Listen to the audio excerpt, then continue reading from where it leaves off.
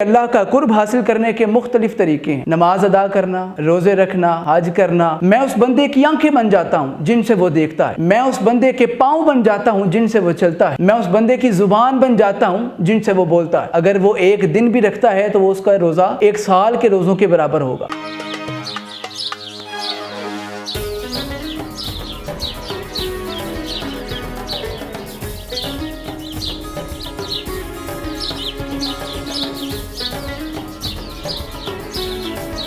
بسم اللہ الرحمن الرحیم۔ آپ دیکھ رہے ہیں الفجر یوٹیوب چینل۔ میرا نام ہے سید محمد امین الحسنات شاہ۔ آج ہم لے کے آئے ہیں ایام ذی الحج کے فضیلت اور فضائل اور اس میں کی جانے والی عبادات کی فضیلت۔ محترم حاضرین، ناظرین و سامعین، جیسا کہ آپ جانتے ہیں کہ پچھلی تمام امتوں کی عمریں بہت زیادہ ہوتی تھیں، تو چونکہ ان کی عمر زیادہ تھی ان کی عبادات بھی زیادہ تھی۔ اس بات کو لے کر سرور کائنات، فخر موجودات، احمد مجتبی حضرت جناب محمد مصطفیٰ صلی اللہ علیہ وآلہ وسلم اس بات کو لے کے میرے آقا علیہ السلام جب پریشان ہوتے، اللہ رب العزت کی طرف سے اعلان فرمایا جاتا کہ اے حبیب، اگر آپ کی امت کی عمر کم ہوگی تو آپ کی امت کو ہم ایسے دن عطا کریں گے، ایسے ماہ عطا کریں گے کہ جن میں کی گئی عبادت پچھلی امتوں کی تمام عمر کی عبادات سے بہتر اور اعلیٰ ہوگی۔ آج ہم بات کر رہے ہیں ذی الحج کے ایام کی فضیلت کے بارے میں کہ ان میں کی جانے والی عبادات کی فضیلت اور مقام اور مرتبہ کیا ہے۔ سب سے پہلے بات کرتے چلیں کہ ان ایام کو اتنی فضیلت کیوں دی گئی۔ وہ بات اس سے پہلے ہو چکی کہ پہلی امتوں کی عمریں بہت زیادہ تھیں، اس لیے اللہ رب العزت نے اپنے محبوب کی اس امت کے لیے یہ عزت اور یہ رحمت عطا فرما دی اور بخش دی کہ اس ماہ کے پہلے 10 دن، پہلے عشرہ، یہاں پر عشرے سے مراد 9 دن ہوں گے، کہ ان 9 دنوں کے اندر اگر کوئی روزہ رکھے گا تو اس کا ایک روزہ پورے سال کی عبادت اور پورے سال کے روزوں کے برابر ہوگا۔ اگر کوئی اس ماہ کے اندر، اس پہلے عشرے کے اندر نفلی عبادت کرے گا تو فرمایا گیا کہ وہ لیلۃ القدر کی عبادت سے بھی بہتر ہوگی۔ یہاں پر صرف ان 2 عبادات کا ذکر نہیں کیا گیا، بلکہ فرمایا گیا جو بھی عبادت اس مہینے کے پہلے عشرے کے اندر کی جائے گی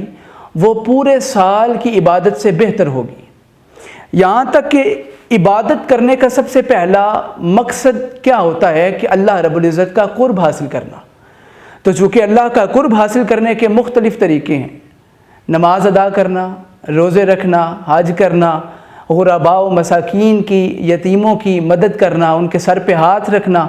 چونکہ یہ سارے اللہ رب العزت کا قرب حاصل کرنے کے ذریعے ہیں۔ تو یہاں پر اللہ رب العزت کی ایک حدیث قدسی میں پیش کرتا ہوں کہ جس میں سرور کائنات صلی اللہ علیہ وآلہ وسلم نے ارشاد فرمایا کہ اللہ رب العزت فرماتے ہیں کہ جب بندہ مومن نفل پڑھ کے میرے وہ اتنا قریب ہو جاتا ہے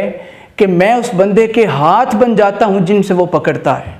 یعنی وہ میرا قرب حاصل کر لیتا ہے۔ میں اس بندے کی آنکھیں بن جاتا ہوں جن سے وہ دیکھتا ہے، میں اس بندے کے پاؤں بن جاتا ہوں جن سے وہ چلتا ہے، میں اس بندے کی زبان بن جاتا ہوں جن سے وہ بولتا ہے، میں اس بندے کے کان بن جاتا ہوں جن سے وہ سنتا ہے۔ یعنی وہ بندہ اگر عام سال کے اندر نفلی عبادت کرے تو وہ اللہ رب العزت کا اتنا قرب حاصل کر لیتا ہے کہ اللہ رب العزت فرماتے ہیں میں اس کے ہاتھ بن جاتا ہوں، میں اس کے پاؤں بن جاتا ہوں، میں اس کی آنکھیں بن جاتا ہوں، میں اس کے کان بن جاتا ہوں۔ تو یہاں سے یہی ثابت کیا جا سکتا ہے اگر عام سال کے پورے عام دنوں کے اندر، عام مہینوں کے اندر اگر عبادت نفلی کی جائے اللہ تعالیٰ کا اتنا قرب عطا فرما دیا جاتا ہے۔ تو اگر بندہ ذی الحج کے ان پہلے عشرے کے اندر 9 دنوں کے اندر عبادت کرے کہ جس کی ایک رات کی عبادت لیلۃ القدر کی عبادت سے کے برابر اور اس سے بھی اعلیٰ ہے، تو اگر عام راتوں میں اللہ کا اتنا قرب ملتا ہے تو ان 9 دنوں کے اندر کی جانے والی عبادت بندے کو اللہ کا کتنا قرب عطا فرماتی ہو۔ دوسرا، سرور کائنات صلی اللہ علیہ وآلہ وسلم نے ارشاد فرمایا کہ اس مہینے کے اندر جس طرح عام مہینے کے اندر بندہ صدقات کرتا ہے، زکوٰۃ دیتا ہے، فطرات دیتا ہے اور اللہ رب العزت کی بارگاہ میں نفلی عبادت کرتا ہے، وہ بندے کو اللہ کے قریب کرتی ہے۔ اسی طرح اگر اس مہینے کے اندر زکوٰۃ دی جاتی ہے، اس مہینے کے اندر صدقہ دیا جاتا ہے، تو وہ عام مہینوں کے اندر صدقے سے عام جیسے مہینے میں صدقہ دیا جاتا ہے وہ اس سے زیادہ اجر بندے کو لے کے دیتا ہے۔ اس لیے چونکہ عمریں کم تھیں نبی پاک علیہ الصلوۃ والسلام کی امت کی، تو ایسی راتیں اور ایسے دن عطا فرما دیے گئے، وہ دن رمضان المبارک کے دن ہوں، وہ دن ذوالحجہ کے دن ہوں، وہ ربیع الاول شریف کے دن ہوں، یا مختلف شعبان کے دن ہوں۔ جس طرح رمضان کے روزے ہیں، اسی طرح ذی الحج شریف کے روزے، ان کے متعلق آقا کریم علیہ السلام نے ارشاد فرمایا کہ پہلے 9 دن کے روزے، یہاں 10ویں دن کا روزہ شامل نہیں ہوگا، ان 9 دنوں کو ہی اشرا کہا گیا ہے۔ تو ان 9 دنوں کے اندر جو بندہ روزے رکھے، ضروری نہیں کہ 9 دن ہی رکھے، اگر وہ ایک دن بھی رکھتا ہے تو وہ اس کا روزہ 1 سال کے روزوں کے برابر ہوگا۔ ازواج مطہرات امہات المومنین، نبی پاک علیہ الصلوۃ والسلام کی ازواج، آپ فرماتی ہیں کہ سرکار دو عالم آپ 9 دن روزے رکھا کرتے تھے، ذی الحج کے پہلے 9 دن روزے رکھا کرتے تھے، اور اگر کوئی 9 دن نہیں بھی رکھ سکتا تو وہ 1 دن بھی روزہ رکھ لے اور 1 رات بھی نفل پڑھ لے تو یہ بھی اس کے لیے کافی ہے۔ اگر وہ 1 رات بھی قرآن کریم کی تلاوت کر لے یہ بھی اس کے لیے کافی ہے، کیونکہ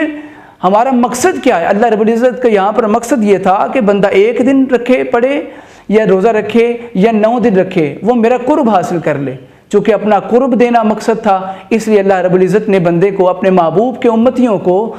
گاہے بگاہے لمحہ بلمحہ آنے والے وقتوں کے اندر اپنے محبوب کے امتیوں کو مختلف راتیں اور مختلف ایسے ایام دیے کہ جن میں کی جانے والی عبادت پہلی امتوں کی عبادت سے بہتر اور اعلیٰ قرار دی جاتی ہے۔ ذات واجب ہمیں ان ذو الحج کے ایام کے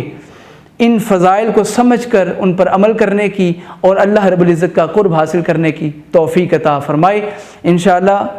یہ تھی ان ایام کی فضیلت ذی الحجہ کے پہلے عشرے کی، جو کہ ہم نے جاننے کی کوشش کی۔ امید ہے اللہ تعالیٰ اس پر عمل کرنے کی توفیق عطا فرمائیں گے۔